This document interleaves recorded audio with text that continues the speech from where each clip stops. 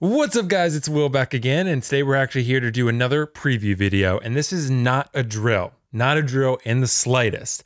Today we're actually here to talk about the Mark V Hot Toys Iron Man diecast figure from Iron Man 2.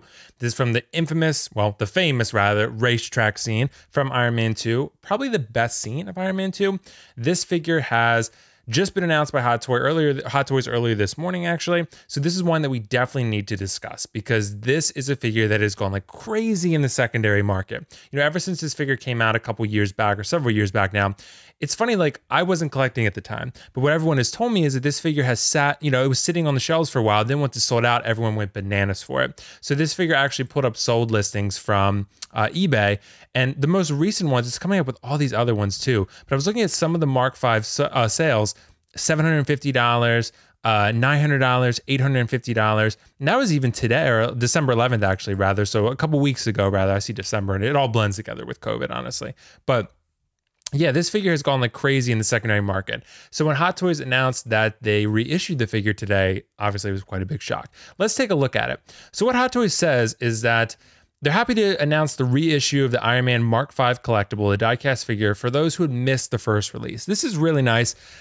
I'm not sure they did this out of the kindness of their hearts. I think that Hot Toys is ultimately a business. They probably see there's money to be made, so they go after it. You know, they see a figure.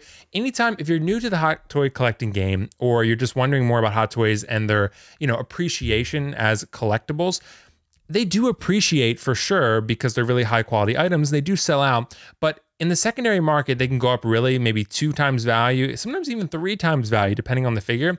But if it gets to that point, Hot Toys will generally do a reissue. They did it with the Mark 47. They did it with really Loki, this Endgame Loki they have coming out, because the Avengers Loki got really expensive. They did it, they'll do it with other figures as well. So, I mean, it's definitely been done before. It's not the first time. They did it actually with the Two-Face figure. They kind of like redid it. You know, it's a reissue in a sense. It's a remake. So this figure is a straight up reissue. It's like almost exactly the same, just a reissue. So try not to pay like 2 to 3 times value for Hot Toys if you don't have to, retail value, because generally speaking, if you're patient enough, they will do a reissue like this. But for this Mark V today, you can see they crafted a Robert Downey Jr. head sculpt, a Tony Stark head sculpt from Iron Man 2. It is a 32 centimeters diecast figure, so that should be around 12 inches, I would think. Interchangeable helmet head with LED light up function. Sophisticated Iron Man armor design, which is really cool, with the flaps and all of that. Red silver coloring with metallic appearance. LED light up function on the eyes, arc reactor and arms. Battle damage effects on the interchangeable parts, including an LED light up arm, chest armor. So it all lights up essentially. It comes with a suitcase. Actually comes with an arc reactor, a whiplash arc reactor, and a figure base. So Hot Toys didn't post a ton of photos with this figure. And actually what's interesting is this figure is actually not up for pre-order yet. Except like maybe Toys Wonderland. Toys Wonderland, I pulled it up earlier, it is there, but all the US retailers, they don't have it available yet. Probably because Sideshow is still on the vacation, and they're not posting it that everyone from the US gets from Sideshow, so no one really has it yet. But guys, if we're doing like a do it, not do it, bypass, whatever, this figure, honestly, for me, is a flat out buy. This is a buy. 100%. I've been waiting for a reissue for this figure. I always wanted this armor because I really like it. It's one of my favorite Iron Man armors. I was refusing to pay the exorbitant prices on the secondary market. I just wouldn't do it. I wouldn't pay $900 for a Hot Toys figure. I'm just not going to do it. So I was happy to wait for a reissue, and the rumors were circling for a while. The rumor mill was swirling, and then finally they announced this reissue, and it looks stellar. Guys, I don't know how much this figure is going to be die-cast, but it looks incredible. This is a really, really good looking figure that I think a lot of people are going to go after. Let me just tell you guys now, if you like Iron Man and you like this suit, don't just buy it because you feel like you need to buy it. But if you like Iron Man and if you like this suit, please don't miss out on this one again, because this is a suit that it will definitely go up in value again once it sells out again. No matter if it's been reissued or not, it might not hit the $900 mark again, but if you're going to want to buy it again later, just please get it now, because I don't want to hear anyone, you know, complaining down the line saying they didn't have a chance. This is your second chance. For myself and everyone else included, this is a good chance to get this great figure.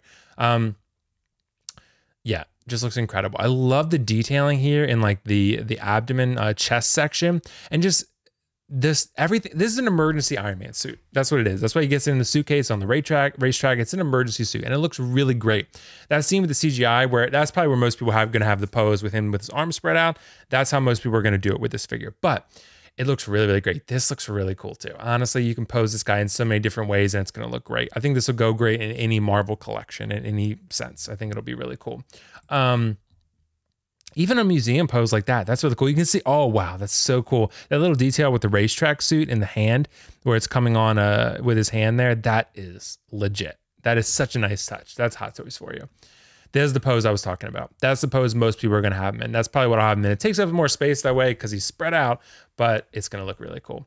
The head sculpt I haven't seen yet, but I'm sure it'll be at least good. But let's be real. Most people aren't going to use the head sculpt with this figure. Like, this is the Iron Man figure with the suit where you're going to want to have the helmet on, like with like 95% of Iron Man figures.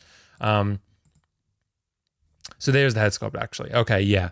It looks good. It looks like Iron Man 2 Iron Man, and the base looks cool. It's simplistic, but it's cool. The suitcase looks cool. I'll probably never use it. I'm probably going to have most of these flaps hanging out and then the chest pieces hanging out. So it's kind of like the suit is coming, on his body there, which is really, really cool. So that's what's really great about this figure. So yeah, I really, really like this a lot. And this is definitely going to be a buy for me. What's really interesting is that we don't have a price yet because Sideshow, like I said, has not listed this for pre-order. It's not on pre-order on any of the US retailers. What I was trying to do is look at the Toys Wonderland website, $513, for this figure on first batch. Second batch was Hong Kong, $2,680. Let's see, $2,680. Let's see. Oh, that's way too much. $2,680, $345. That's not too bad. I was going to project this figure to be somewhere around the maybe 350 to 375 range, maybe 400 tops. I think the Mark 47 was like, I think 375. So like, I think this one will probably be around that. I think this will probably be a $375 figure. Plus shipping and taxes. So depending upon where you buy it from, it's great. I buy from a lot of different places. Honestly, I really do recommend Comic Concepts if you can buy from them. Joshua Gordon has been super helpful every time I buy from them. I have no relationship with him, like professional relationship. It's just honestly a good recommendation. Alter Ego Comics is another shop I really, really like. They offer free shipping on a lot of figures, so I really would recommend them. Sideshow is really great if you're willing to pay the taxes and fees. They do overcharge for shipping a little bit, but when it comes to an issue, there's no one better to solve that problem than Sideshow, in my experience. Like, they've always been super helpful. If I had a paint defect or anything wrong, they're always good with replacing parts. So you pay for that extra security. So let me know what you guys think in the comments below. But for me, this suit is absolutely a buy. This is 100% a figure that I feel like I need to have in my collection. And this is a figure that I feel like I said, if you like Iron Man, if you like the suit, then please don't miss out on this one again, because this is, to me, an incredible figure. Where do I stand on the matter of reissues? I'm fine with it. I mean, like, I totally understand the collector side of it. It's supposed to be a collectible. It's supposed to have value, and it can't really have as much value as it should, or appreciating value as much as it could if you keep reissuing it. I get that. But there are a lot of collectors who are new to the game like myself who missed out on figures like these, and I totally understand that, and I'm okay with that. Like, for example, I have the Darkseid Anakin figure. I bought that at retail from Sideshow. I wouldn't be upset if they reissued that figure, because then a lot of people could get it who really want it, and I'm okay with that. I'm okay with that for Hot Toys, because I really buy them for the display piece, not for the value long term. It's not a collectible I'm looking to make money on. You know, I'm not really looking to sell them in any way. So you like them to at least hold their retail value, which all Hot Toys for the most part do. There's very few exceptions that don't. Some of the Star Wars figures from the sequel trilogy have not, but otherwise, yeah, this is a buy figure, and I think this one will go up in value pretty substantially once it sells out. So let me know what you guys think. But other than that, I think this is WillFoxification signing off, and I'll be happy to talk to you guys in the comments below about this figure. Let me know your thoughts on it, and we'll go from there. All right, thanks so much.